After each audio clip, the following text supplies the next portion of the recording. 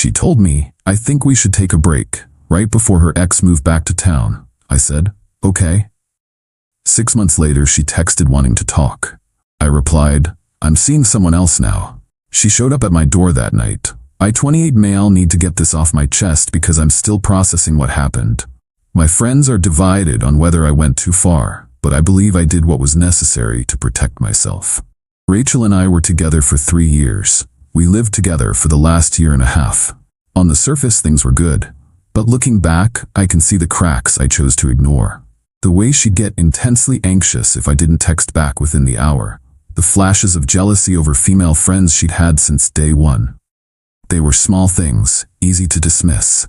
Then one night in February, she hits me with the, "We need to talk" line. She was staring at her phone, not me. I think we should take a break, she said. A break? I asked, confused.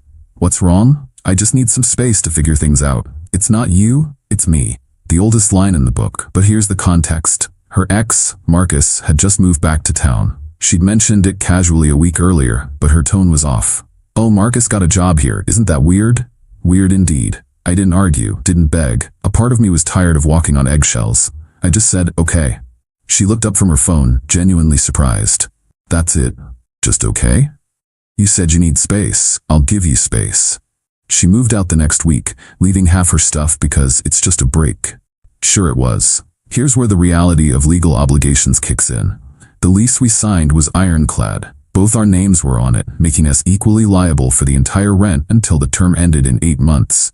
She assumed I'd just cover her half while she found herself. That was a wrong assumption. I immediately contacted our landlord. He was a professional, not a friend. He pointed to Clause 12 of our agreement. Both tenants are jointly and severally liable. I don't care who pays it, as long as it's paid in full, he said. If you want her off the lease, you both need to sign a lease termination agreement and pay a 2-month break fee. Otherwise, she's on the hook with you.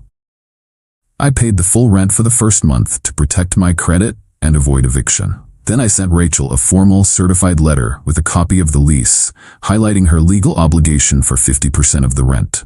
2 weeks later, her Instagram confirmed my suspicions. A photo of her and Marcus at our favorite restaurant. The caption, "Sometimes life brings people back together." I screenshotted it, not out of pain but for my records. I texted her, "Hey, I sent you a letter regarding the lease. Since you've moved out, you still owe your half of the rent. If you want to be formally removed from the lease, we need to sign the termination agreement with the landlord." Her response, "Can't this wait? I'm really busy." "The rent is due on the 1st, I replied. "You are legally responsible for your share." Radio silence. She refused to meet or sign anything. So I documented every text, every post with Marcus, and every refusal to cooperate. After the 2nd month of her non-payment, I sent her a formal demand letter for 2 months of back rent, drafted using an online legal template. I sent it to her parents' house, her last known address.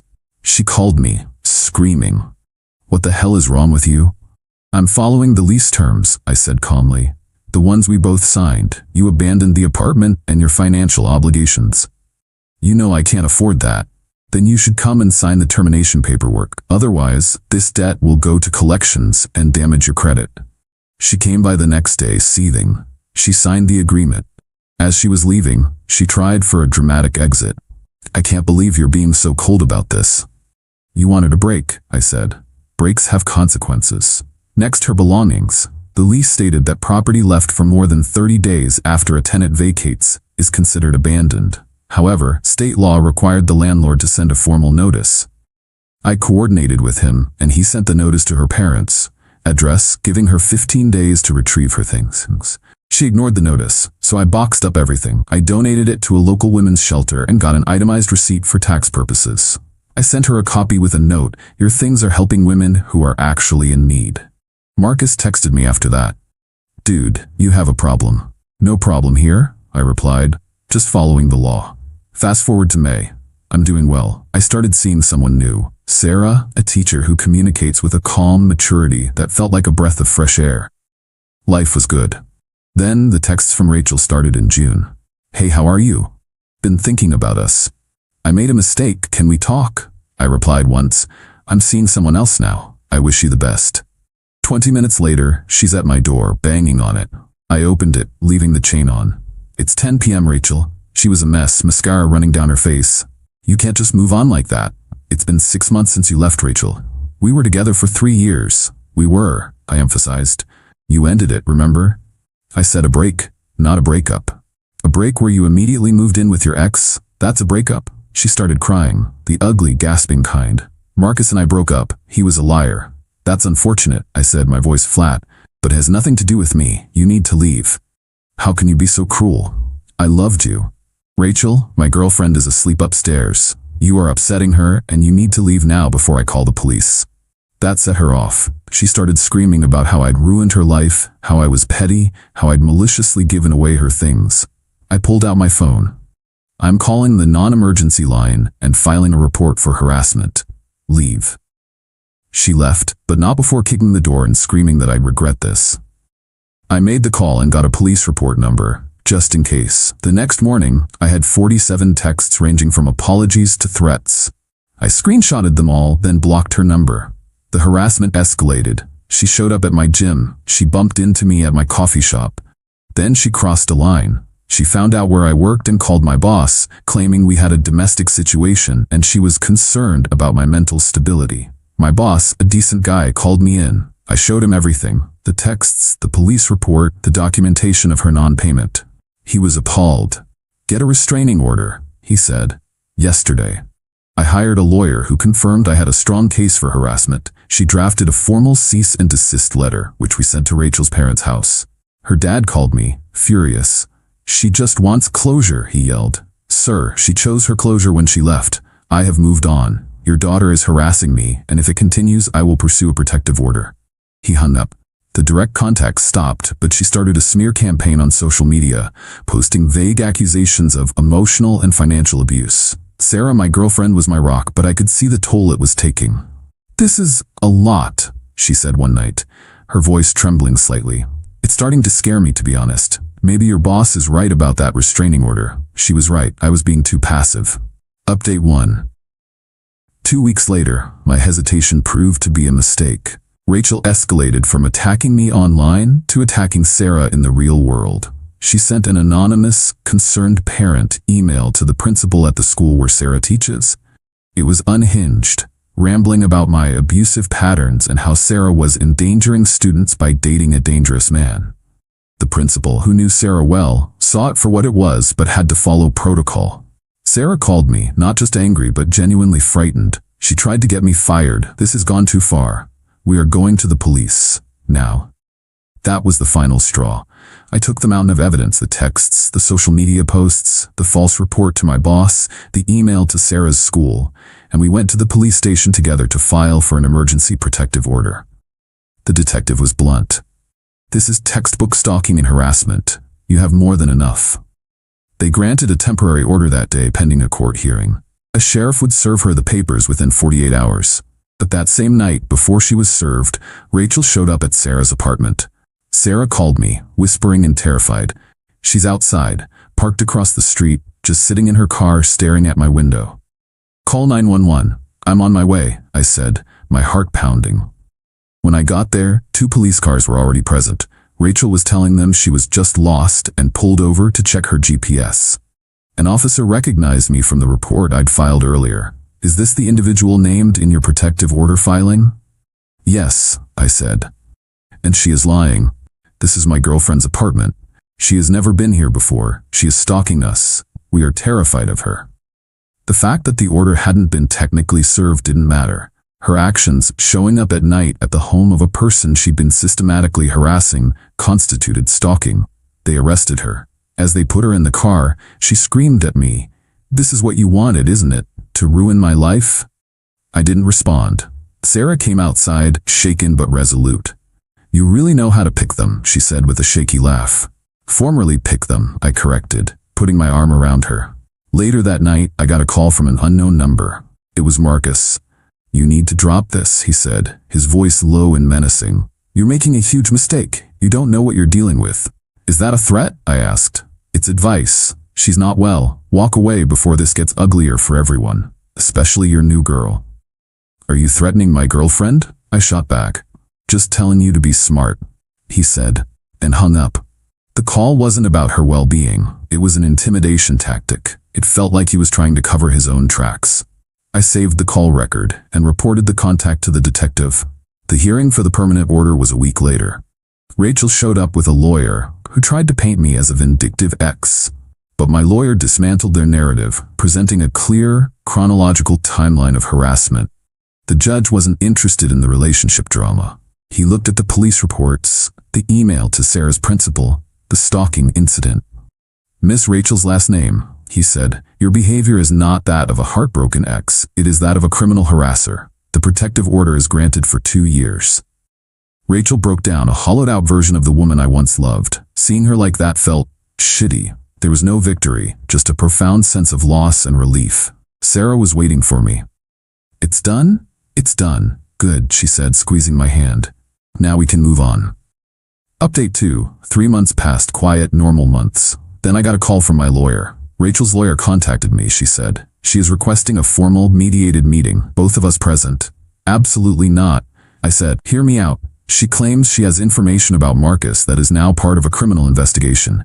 She's willing to sign a 5-year extension on the protective order in exchange for one 15-minute meeting to give you context she claims you deserve.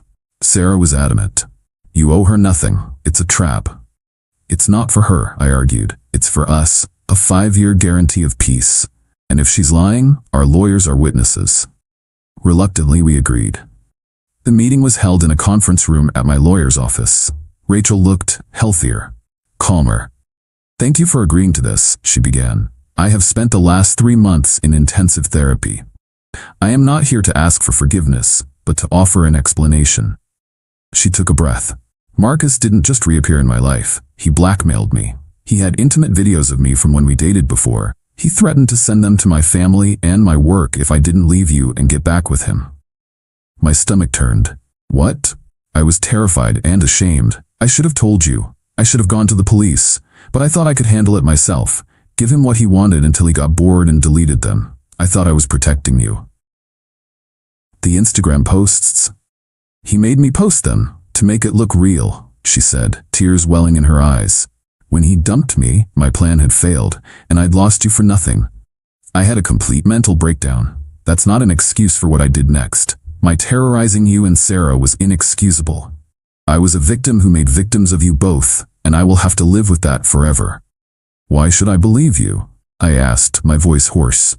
Her lawyer slid a document across the table. It wasn't screenshots. It was a copy of an official police report she had filed against Marcus for extortion and blackmail dated 2 months prior. The report listed me as a collateral victim. They are building a case against him, she said quietly. I needed you to know the truth, not to change anything, but because you didn't deserve to be left with a lie. Her lawyer spoke. As agreed, my client will sign the 5-year extension. She has also written letters of apology to you and to Miss Sarah. We will only send them with your consent. The meeting ended. I felt hollowed out. I told Sarah everything that night. She listened, her expression a mixture of horror and resolve. That's monstrous, she said. What he did to her is a crime. But she's right about one thing. It doesn't excuse what she did to us. The fear she caused was real. My sympathy for her has its limits. She was right. I accepted the 5-year extension. We consented to receive the letters. But that was the end of it. The chapter was closed. Update 3. It's been 2 months since the meeting. Marcus was arrested in another state. Turns out, Rachel wasn't his only victim. He blackmailed at least 4 other women. He's facing a long list of felony charges. Rachel testified against him. The apology letters arrived via our lawyers. They were raw and honest. Rachel took full responsibility for the trauma she caused, explaining her breakdown without using it as a shield. Sarah read hers and said, I'm glad she's getting help. I hope she finds peace, but I'm also glad for that 5-year order. We moved in together last month, a new place, a fresh start. Last week, I ran into Rachel's mom at the grocery store. I tensed up, but she approached me cautiously. I won't keep you, she said, her voice strained.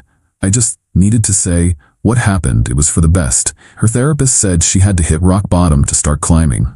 The arrest, the order, it forced her to get the help she desperately needed for her anxiety and depression. I'm glad to hear she's doing better, I said, and I meant it. She is, her mom said with a sad smile. Thank you. She turned and walked away. It wasn't a neat happy ending. It was an awkward, painful acknowledgement of a shared disaster. Here's what I've learned. Red flags are warnings. A partner's intense anxiety or jealousy isn't a sign of passion. It's a sign of instability that can curdle into something dangerous. Taking a break is a conversation, not a declaration. If someone won't give you reasons, their silence is the reason. Document everything. Protect yourself legally. It's not about being petty. It's about being prepared. Involve professionals. Don't try to handle stalking or harassment yourself. Lawyers and law enforcement are tools for your safety. Mental illness explains behavior. It does not excuse it. Someone can be both a victim and a perpetrator. You are not obligated to absorb their trauma or forgive their abuse.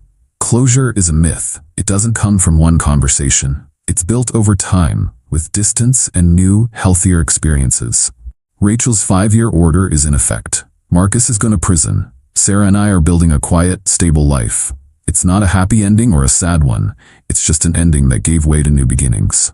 Trust your gut, protect yourself, and never let someone make their crisis your emergency. I'm closing this account now. The past is in the past. Thanks for listening.